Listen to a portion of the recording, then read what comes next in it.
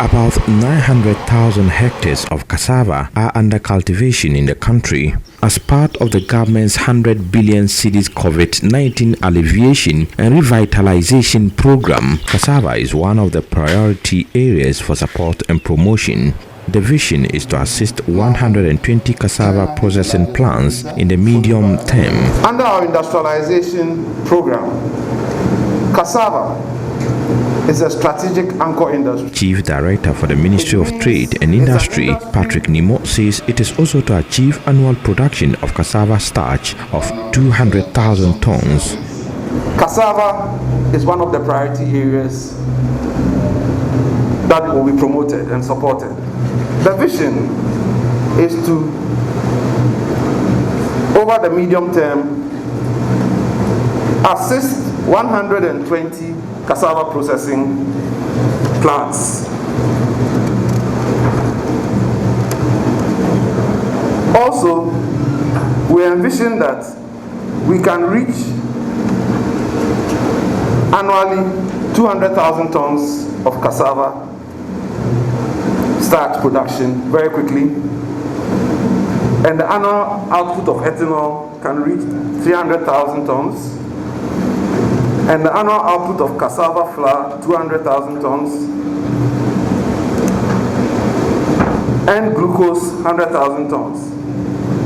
This will give us an export value equivalent to $4 billion.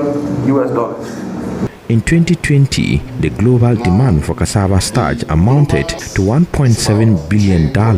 About $1.4 billion of the cassava starch exported is controlled by China, but the supply to the Asian country is low. In the context of the AFCFTA, exports are very crucial. Head of Trade in Services and Manufacturers at the Ghana Export Promotion Authority, Banda Abdallah Khalifa, indicates Ghana could leverage its production capacity to produce starch for export. He also talks about other opportunities for farmers in promoting agric industrialization. Ghana is one of the largest producers of cassava in the world.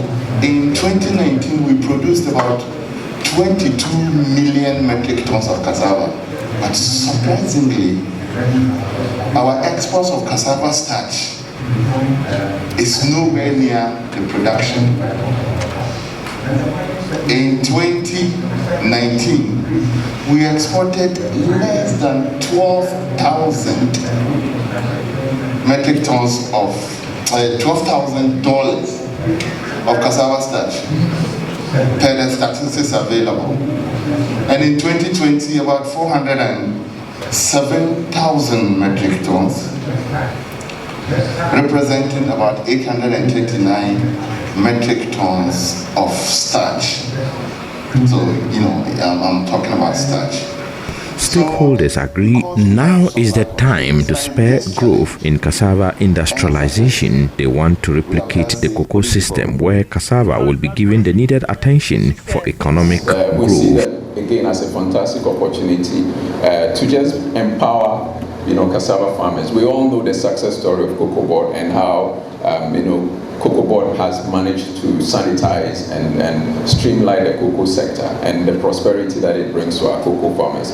We like this opportunity to replicate that for cassava farmers as well. And we believe that the opportunity is even better in that space, given the level of involvement in cassava and the huge derivatives that we can get from cassava.